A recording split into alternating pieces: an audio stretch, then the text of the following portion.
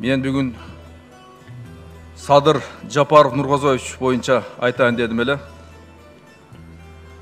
Мына чындығында Садыр Жапаров 5-ші созыптың депутаты болып тұрғанда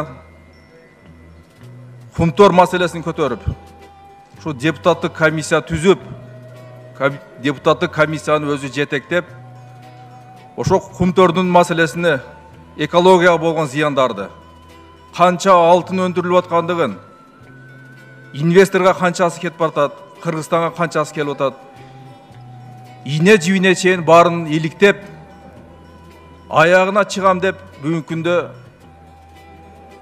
өзі абақта отырып қалды. Эми чындыгын айтканда бұл өткөн бийликтин Атамбаевдин тапшырмасы менен башкы прокуратурага, сотторго тапшырма берип, Садыр Жапаровду 11 жылдан эркинен ажыратып берди. Эми кылмыш ишин карай турган болсок, ал жерде ушул Эмил Каптагаевди барымтага алды деп жабырлануучу Эмил Каптагаев болуп турат. А бирок ошол эле Эмил Каптагаев жабырлаучу сотко барып катышып, Садыр Жапаровду мени барымтага алган эч кандай алган эмес, анын күнөөсү жок бул жерде деп жатсадан, ошого карабастан соттун чечими ушул 11 жылга эркинен ажыратуу чечими чыгып, бул 1-чи, 2-чи, 3-чү станцияга чейин, Верховный сотко чейин жетип чыкты да.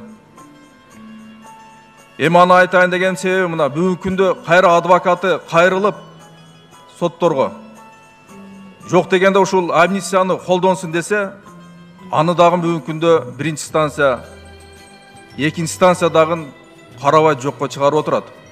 Түшүнбөйбүз, бул амнистия бардыгын эле колдонуп атпайбы?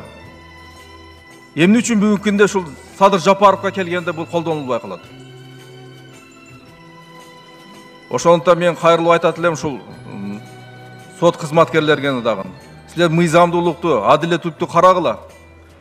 Мына жогорку кеңештен шайланганда соттор ушул жерге келгенде бардыгы биз мыйзам негизинде иш алып барабыз, мыйзам негизинде карайбыз деп жооптор берет ушул жерде жогорку кеңеште. Сот болуп алгандан кийин эле өздөрү билгенин аткара башташып атат да, мыйзамга дагы карабайчы. Ошондуктан бардык кыргыз эли билет бүгүнкү күндө Садыр Жапаровдун эч кандай күнөөсү жоктугуну. Кантип бүгүнкү күндө ушу соттор билбей калсын. Ошондуктан мен кайрылып кетем сотторго.